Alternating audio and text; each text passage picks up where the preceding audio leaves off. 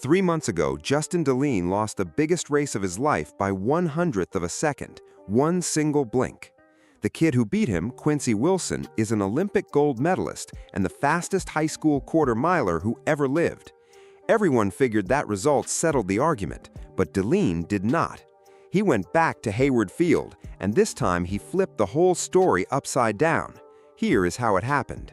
Justin Deline is a Maryland kid, a class of 2026 sprinter headed to LSU in the fall. For most of his career, nobody put his name at the top of the lists. He was the runner-up, the other guy in the lane who finished just behind the star. Last year at the New Balance Outdoor Nationals, he placed second to Quincy Wilson and clocked 46.33 seconds. That is a strong time, but it was nowhere near the conversation about the best 400-meter runner in the country.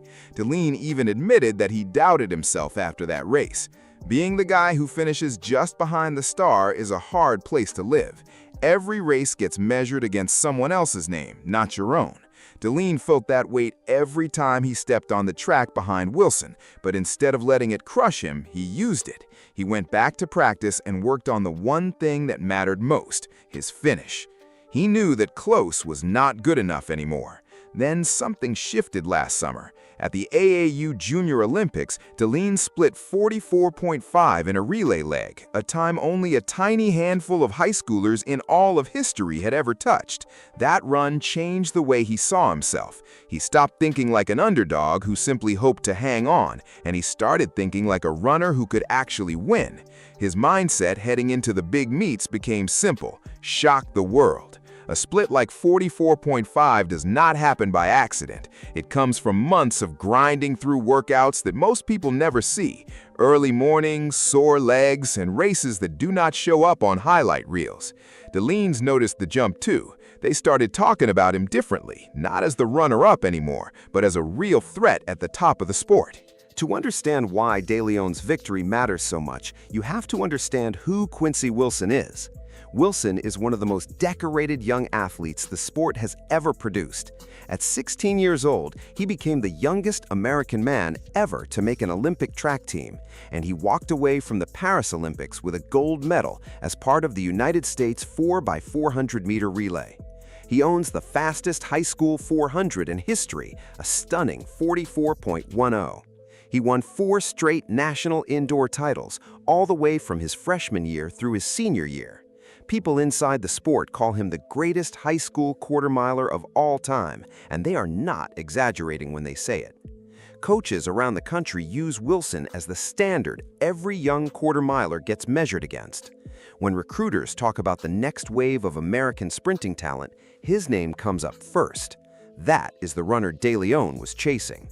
So when these two finally lined up indoors this past March at the New Balance Nationals in Boston, the entire track world expected a Wilson win. He was going for his 4th straight title, and he had never lost on that stage.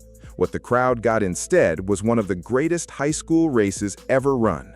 Wilson burst out fast the way he always does and grabbed the lead through the first bend. DeLeon stayed glued to his hip the entire way around. Coming down the home straight, DeLeon launched into a furious charge, closing the gap inch by inch. At the finish line, it was almost impossible to tell who had won.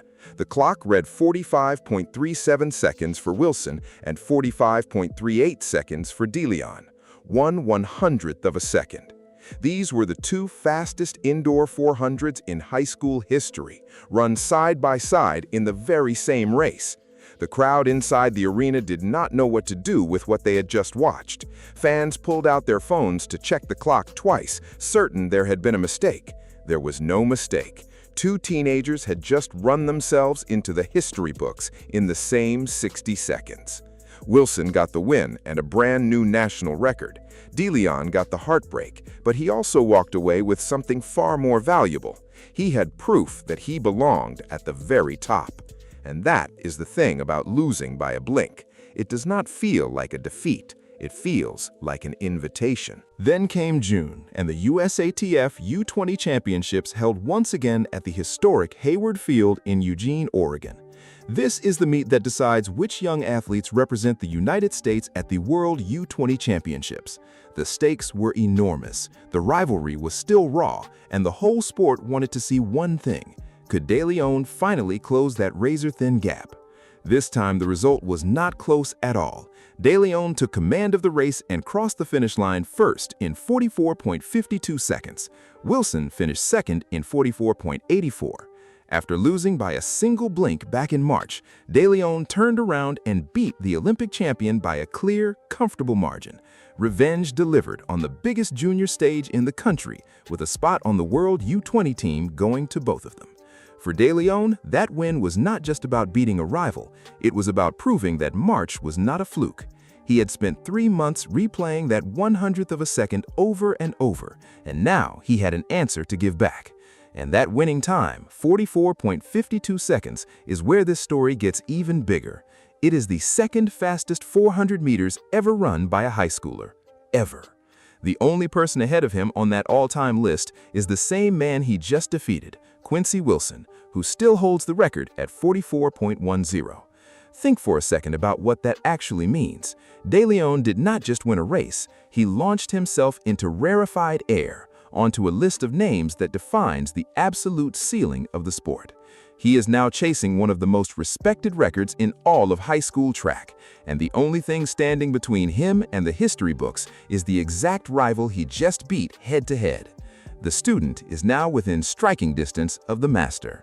Performances like this do not stay local for long.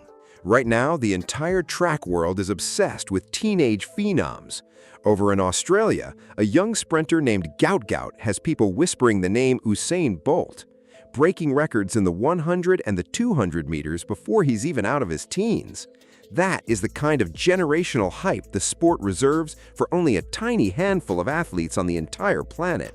And what De Leon just did, beating an Olympic gold medalist while running the second fastest high school 400 in history, is exactly the kind of run that forces him into that same conversation. When a teenager clocks 44.5 and takes down an Olympic champion, the whole sport stops and pays attention. From coaches to rival runners to the young stars watching from the other side of the world, that is how fast De Leon is climbing. The bigger story, though, is what happens next. The World U20 Championships are coming to that very same Hayward Field this August. De Leon will be there. Wilson will be there. The rivalry that produced a 100th of a second photo finish indoors and then a clear revenge win outdoors is nowhere near finished. If anything, it is only just getting started, and the next chapter could be the fastest one yet. Fans on both sides are already counting down to August. Some think Wilson will reclaim his record on home turf. Others think De Leon has an even bigger gear left in the tank. Nobody really knows. That uncertainty is exactly what makes this rivalry must-watch. So here is exactly where things stand. Quincy Wilson is still the record holder, still an Olympic gold medalist, still one of the most famous young runners in America. But his path to the top is no longer wide open. He now has a serious rival who stared him down, lost by a blink, and came right back to beat him on the biggest stage. Jaden De Leon is no longer the other guy in the lane. He is the kid climbing the record books at frightening speed, and the entire sport is watching to see how high he goes. Keep this name in your head, Jaden De Leon, because this rivalry is only getting faster, and the